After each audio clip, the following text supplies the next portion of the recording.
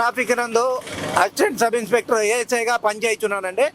Traffic awareness ప్రోగ్రాంలో ఈరోజు మన విశాఖపట్నం సిటీలో యాక్సిడెంట్స్ అవి జరుగుతున్నాయి, కానీ మొత్తం జనాలకు అందరికీ మాబిలైజ్ చేస్తూ ఈ వాహనాన్ని మా ట్రాఫిక్ పోలీస్ వారు, మా పోలీస్ కమిషనర్ రవిశంకర్ అయ్యర్ వారి ఆధ్వర్యంలో ప్రతి జంక్షన్కి ట్రాఫిక్ మాబిలైజ్ చేస్తూ అందరికీ తెలియపరుస్తూ ఈ అవేర్నెస్ ప్రోగ్రామ్ స్టార్ట్ చేస్తున్నారండి. కావున మీరు అందరూ హెల్మెట్స్ పక్కాగా ట్రాఫిక్ అది వైలేషన్ లేకుండా మన రోడ్డు క్రాస్ చేసేటప్పుడు ఓన్లీ జీబ్రా క్రాస్ చేస్తూ మరీ ఫాస్ట్గా వెళ్తున్న వాళ్ళతో అనుసంధానంగా మనం పరుగులు తీయకుండా యాక్సిడెంట్ జరగకుండా మన విశాఖపట్నం సిటీని కాపాడుకుందామండి.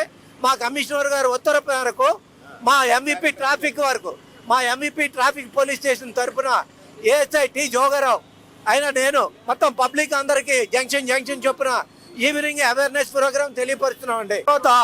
మన ట్రాఫిక్ అవేర్నెస్లో ఇప్పుడు చాలా ఎక్కువగా వెహికల్స్ కూడా చాలా ఎక్కువగా వెళ్తున్నాయి.